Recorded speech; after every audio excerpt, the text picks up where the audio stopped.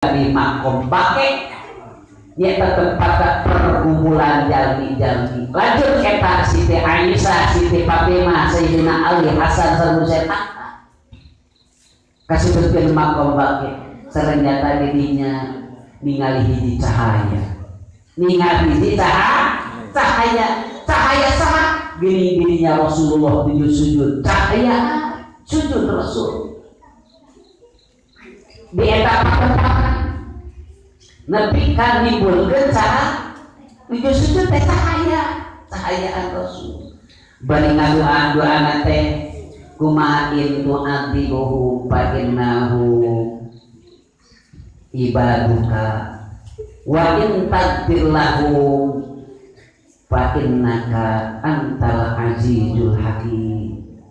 Eta anu dibaca ku Rasul lamun bahasa urang Gusti lamun nyiksa Gusti ka aranjeunna ka maranehanana ka umat kaula eta teh jadi hamba Gusti tuh lamun ayeuna Gusti ngahampura saestuna Gusti eta anu maha perkasa anu gagah jeung anu bijaksana tuh gitu.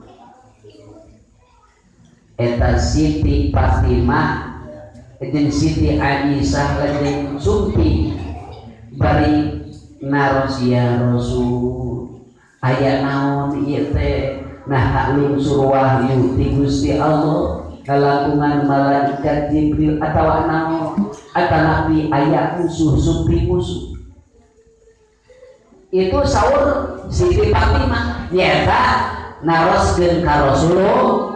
Kumaha jawab Rasulullah? Sanes lungsur wahyu, sanes dongkap musuh kaula sieun dina saat anu ayeuna sieun cubetkeun kiamat. Dina